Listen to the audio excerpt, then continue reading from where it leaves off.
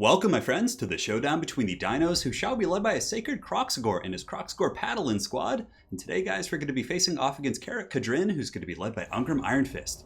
So as far as the build goes, it's going to be very straightforward. It's basically just a massive Kroxigor rush. So here in the front line, it's going to be all red-crested skinks, and they make a pretty nice little supplement here to the Kroxigors. They apply poison, they have good AP themselves, and, you know, they're a decent fodder for the cost. I mean, I guess they cost like 500 or 600, but even still, I think saturating them in the front line is going to be better than regular cohorts in this matchup. If you come in with regular cohorts, yes, it's going to be a little bit cheaper. You might be able to squeeze out something elsewhere, but I think having the AP on the red-crested skinks is, you know, a world of difference. And they also have really good melee attack. You can see they're rocking 35 melee attack, so that value is going to be able to get through the melee defense of some of the kind of lower tier dwarf units relatively effectively, like dwarf warriors, and Longbeard's still a little bit tricky, but nonetheless, I think they're going to be pretty good in the front line.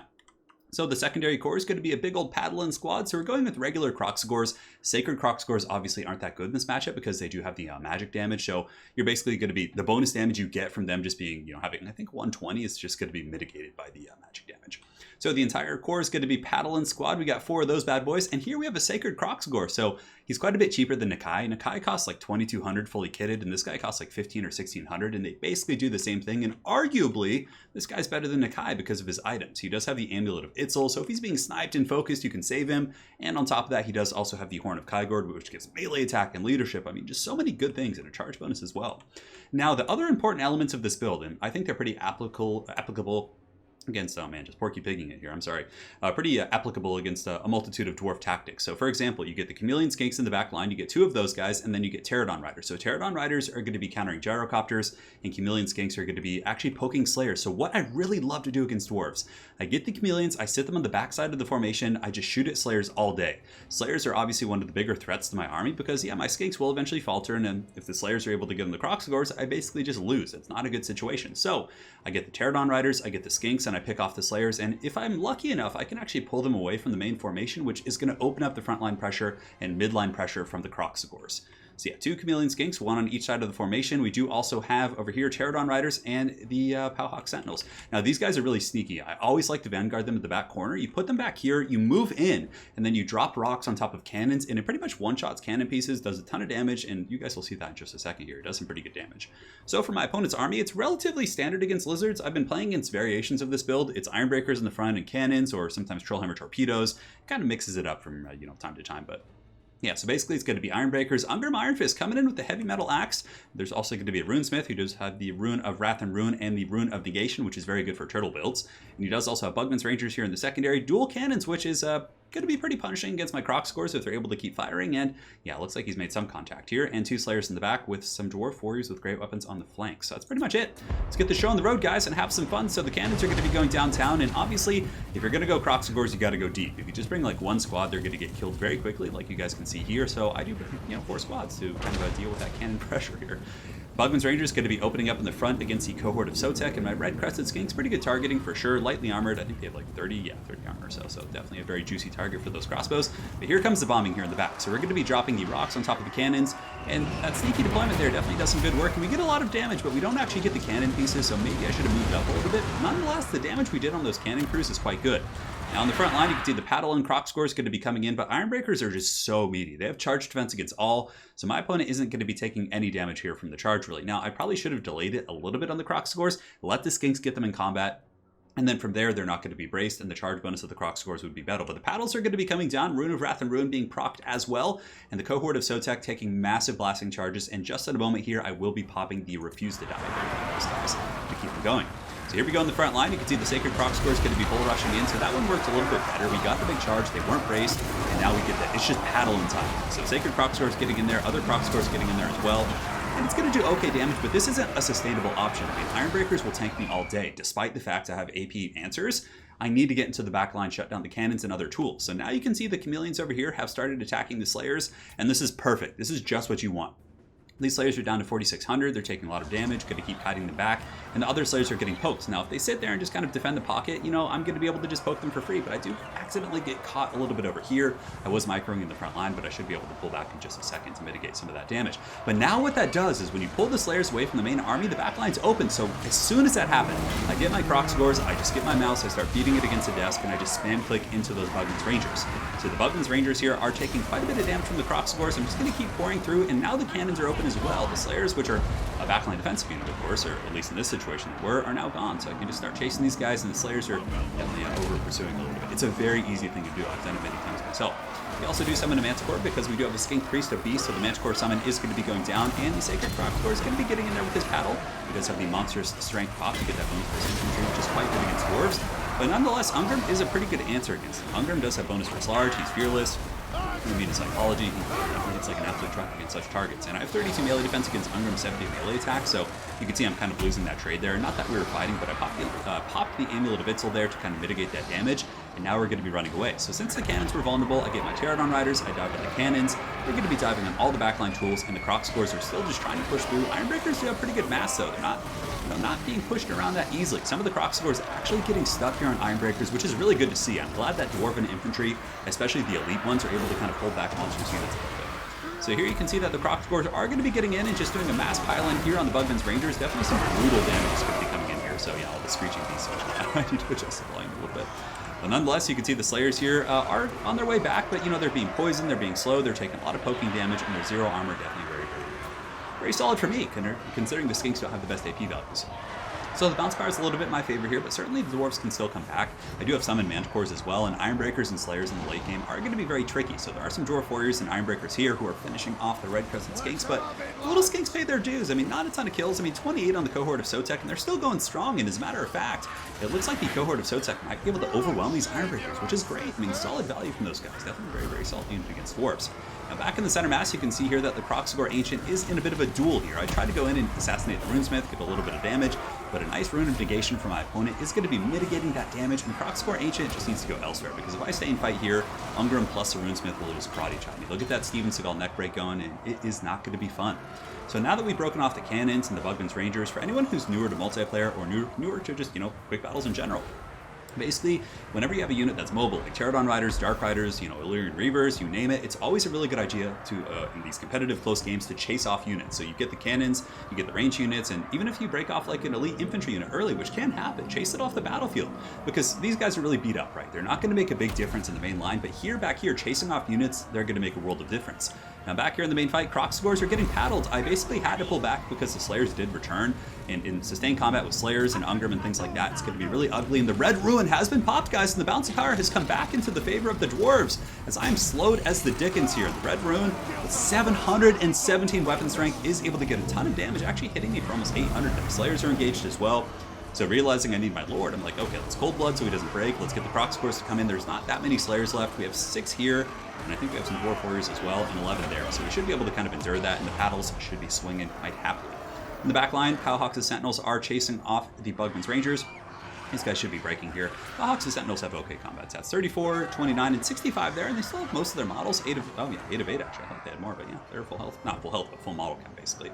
So the Chameleon Skinks are doing a little bit of kiting and fighting, being chased by Ironbreakers, which is unfortunate. They're armored, they're shielded, so not the best usage of my ammo there. I probably should have saved it, but nonetheless, they're still okay fighters. They're going to be able to come in and tar pit and allow my Crocscores to do better damage, but basically I know there's a bunch of isolated Dwarf troops here, and I need to get them off the battlefield because the Dwarves are playing ahead on the bounce of power. Things are going good. Ironbreakers are really enduring here, and some threats that I kind of skipped in the early game. I basically avoided the Ironbreakers, like, alright, let's go elsewhere, let's deal with some other stuff, is coming back to haunt me a little bit here. So Crocscore is going to be surging back here. I do see these isolated Ironbreakers. We're going to be attacking with Pterodon Riders, all the goodies, and the Crocscore Ancient is going to be going in here for a little bit of a charge, trying to get a freebie while the buffs are active. Monster Strength, but again, I get caught in my greed. The Rune of Wrath and Rune comes down once again. Ungrim gets that big old karate chop, but thankfully I'm able to kind of dodge that one, and now we're like, oh god, I'm so weak, I can't get away. So we're trying to escape here from Ungrim Iron Fist. The Axe of Dargos pops, so this guy's got a fat bonus for large right now. And is he going to make contact? Looks like Ungrim kind of having some problems here. Yeah, the Crocscore is going to be able to get away. I think he kind of got caught on that Runesmith or something, so we were able to mitigate that. And realizing there's a threat here, I pull in the Skinks, I send him in, I'm like, oh, come on, tar pit, slow him down, poison him. We're going to be able to slow down these Dwarves, which is going to be great. It's going to allow my Crocscore Goon Squad to go over here, isolate these Ironbreakers, and get rid of the support. Because if Ungrim and the Runesmith can just Helm's Deep on top of those very elite, tanky, high leadership units, that's going to spell doom. So right here, the Crocscore is coming in, Pterodon Riders are fighting, Skinks are fighting. I think we have some Chameleons or Red Crescent Skinks still fighting, I'm not sure. No, it looks like it's just a couple Crocscores. So we should be able to finish these guys off. They're broken here, and now we can chase them off the battlefield, or, you know, at least just go somewhere else. Because, I mean, yeah, they're still fighting strength. 27 models there. I probably should chase them off, but we'll see if I do. So Crocsgores on the other side have come back from route as well, going after some isolated Ironbreakers. There's only 9 of these bad boys with 279 HP, but man, they're just holding firm. And they actually break the Crocsgores. Just a true testament to the endurance and the durability here of the Ironbreakers. And Amber Spear is going to be going down. I did get a decent little snipe there on the Runesmith. I'm pretty sure I made contact and got some damage in. But basically, now that I've used all of my Manticore summons and, you know, the big heavy hitting ones, I just have to use the Amber Spear. And the Amber Spear isn't going to be bad here. I tried to get it against Ironbreakers in the beginning, but it was a little bit hard to get the positioning, and I just wanted to get in there before the cannons did a lot of damage. So I didn't really have the time to kind of set up and get that really patient Amber Spear. Granted, it could have paid off. So now it's pretty much the final countdown. Crocsgore is going to be surging back in because these Ironbreakers did come in. There's no more ranged tools for the Dwarves, so there's no rush to engage. Basically, I'm just going to be sitting, getting a comfortable surround, and letting the Crocsgores just paddle these Ironbreakers. They do brace. A really good play from my opponent. He actually braces the Ironbreakers right before the charge, so the charge defense is going to be negated here. And what is the charge defense anyways? Or charge bonus, excuse me. 22, not bad. So Ironbreakers are, you know, tanking, but it looks like they're going to be going down. They're -8. I mean, they're still set. There's almost as many Crocsgores as there is Ironbreakers. That's going to be a tough fight for these guys, and they hold firm, but last they do break at the end. We'll do some fast forwarding here as both my opponent and I, in the final last stand moment here, going to be getting us around. Nice little blasting charge salvo right there, but here comes the final push. Balance of Power is pretty much dead even here in the late game, but Amber Spear is going to be going down, and here it comes from the Skink Priest, and it's going to do so much damage. Oh, 10 models, 10-0. Just a ton of damage, also hitting the Ironbreakers on the other side. That was huge there, and you can see that actually pulls back the Balance of Power, and now we go in for the Alpha Strike. So the Crocsgore is going to be pushing in, Rune of Negation coming down as well, but the Skinks are going to be a great tar pit here. These guys are going to make sure that Ungrim can't get the good attacks on the target he wants. He's going to be tar pitted. It is the dream situation. So I do also use the Powhoxy Sentinels, Horn of Kygor being popped, charge bonus, all kinds of goodies going down here for the Lizardmen army. But basically just making sure that Ungrim can't, you know, give him the ideal targets is the most important thing. Because he can pretty much just one-shot these Crocsgores. He can really beat up my Lord. I need to be careful. Horn of Kygor, of course, giving that huge melee attack buff. So the main thing here in this situation, I need to break off the Runesmith. If I can break him off, get him away from the army, I can then chase him off with the Crocsgore Ancient, some Skinks, anything like that. And then from there, Ungrim, you know, hits pretty hard. Miasma of Despair, pretty useful ability coming in from the Ancient, which does actually have a leadership on, but more importantly, I can then just surround Ungrim. I can just beat him down through attrition, and even the Skinks with a little bit of a support from Crocsgore should be able to kind of do some work. So Ungrim is the last of his people. Perhaps he'll be fulfilling his Slayer Oath here. We'll find out. But it looks like he's going to be giving that Crocsgore the business before he does. Alligator bites him in the face. Lovely stuff. So now we're going to be surging back in with the Crocsgore Ancient, and you can see here that the Chameleon Skinks are going to be chasing off the Runesmith, so 254 on that bad boy, -42 leadership. And now it's pretty much just the last stand of Ungrim. I mean, fully surrounded. The Crocsgore Ancient does have Bone Force Infantry, if I'm not mistaken, and also does have really good AP value, so he's pretty good against Ungrim as well, especially with Monster Strength being popped. It does give him a +16 to his Bone Force Infantry, so that's quite nasty. So Ungrim here is at 83 HP, 54, and down goes the Slayer King, defeated by the Crocsgores, but man, he did put up a good fight and definitely did his Dawi ancestors quite proud this day. So well played to my opponent. It was a very fun game. I obviously think one of the big deciding factors was the Skinks on the flanks pulling away the Slayers and allowing me to get into the cookie jar a little bit better. Because, for example, if the Slayers had maintained in the back line, you know, something that might have been better is actually just use the Dwarf Warriors with great weapons in the back line and use them to screen out the Skinks and then have the Slayers in the kind of the middle pocket. Because then I can't get as easy a focus fire with the Chameleons. It really just came down to positioning, but it was an awesome army, and I've been playing against variants of this list, like I said, and it's pretty hard to deal with. Oftentimes, I think the more competitive versions don't use Ungrim. They'll use like a Rune Lord or things like that, or maybe they'll use like, I don't know, who would be better than him? High King Thorgrim is pretty good for such builds as well, but he's very, very pricey. So I don't know, maybe Ungrim is pretty good there. Something to think about, because I mean, he's unbreakable, so he's not going to route off, but I mean, Dwarves don't break that much anyways. Grombrindle might be better just because he does have the Flash Bomb to kind of slow down targets. That's the problem with Ungrim. He does have problems getting on the ideal targets, but if Crocsgores are pushing into your Ironbreakers and into your back line, it kind of forces me to fight Ungrim, which, I mean, he did a ton of damage that game. He was an absolute champ. But as far as the build goes, I think it's pretty fun. I don't know if it's like super competitive, but I feel like it has some teeth. The cohort of Sotek and the Red Crested Skinks and the Crocsgores, I mean, it's a pretty scary frontline push. Again, you're going to be taking fire from cannons and Iron Drakes and things like that, but then you have, you know, some harass from Pterodon Riders and Skinks. Skinks are really good at peeling off Slayers in the back line. I think actually another version of this build I faced didn't actually use Slayers at all. It just used like more armored units in the back line, and maybe it had some. Maybe it had like one group of Slayers. I can't quite remember. Maybe it was like Dragonback Slayers or something like that. But yeah, it's really nasty for sure. But the rock drops plus the Skinks harassing the flanks was really good. The Crocsgore is kind of able to kite and just engage isolated targets was quite essential as well. But yeah, it was a really fun game for sure. Awesome play to my opponent, the Total Warrior. And yeah, it's interesting seeing the variants of this kind of a dwarven defensive build. I mean, Thunders are always pretty good as well against Kroxigors, but again, if they go super wide with Source, that was actually the old school of thought. When the Lizardmen were first facing off against Dwarves in kind of the earlier days, what would happen is Lizards would just go super wide, because Dwarves were a pretty good counter to them back then. Not so much now because of red-crested skinks and some of the new units, but Lizards would go super wide. They bring like 100 Saurus and just kind of swarm the Dwarves, but I feel like Saurus just like can't really get through the Ironbreakers efficiently. It's kind of like tricky, but yeah, I mean, I guess it might have worked. It might have worked like Mass Saurus. Hard to say, but the Kroxigor paddling is really fun. Kroxigor Ancient is a very cool lord. I really like his abilities. He's good for fear bombs as well if you want to use the Dread Aversion plus the Dread Saurian one. That could be something to test out. All right, maybe we'll have to try that. So, well played to my opponent, Total Warrior. Hopefully you guys enjoyed this Lizardmen versus Carrot Kadrin game. We'll see you guys next time. Take care.